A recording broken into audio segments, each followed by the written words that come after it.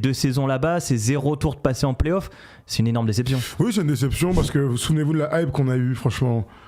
Il y avait un espèce de truc touquet là où ça y est, on réunit deux mecs ultra complémentaires.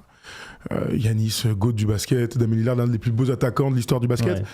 Il y avait tout pour que ça marche. Le problème, c'est que les Bucks, en faisant ce trade, en laissant partir Jrue Holiday, il y a une direction qui a été prise et en sacrifiant un de tes éléments forts, en fait, tu te sacrifies ton propre destin quelque part, tu vois. Ça fait très super-héros ce que je dis. Oui, c'est bon. Mais et voilà, c'est pour ça que ça a jamais matché derrière. Après, il y a eu plein de problèmes. Hein. Il manquait de profondeur, ça manquait de défense. Ils ont jamais trouvé un coach qui a réussi à bien les faire jouer. En même temps, Doc Rivers, depuis qu'il est arrivé, c'est compliqué. Donc, c'est un échec parce que le but c'était d'aller en finale NBA, si ce n'est d'être champion, et qu'ils ont été très très loin de tout ça. Et on le dira toujours que le sport de haut niveau, c'est aussi des rencontres au bon moment. Et puis l'alchimie, ça se crée pas parce qu'on est dans le même vestiaire.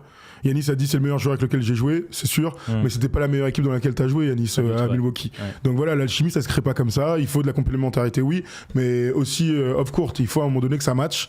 Pas que ce n'est pas matché entre les deux parce que je pense qu'ils sont assez proches, mais parce que l'environnement global de Milwaukee a jamais réussi à donner une vraie équipe autour de ces deux gars-là.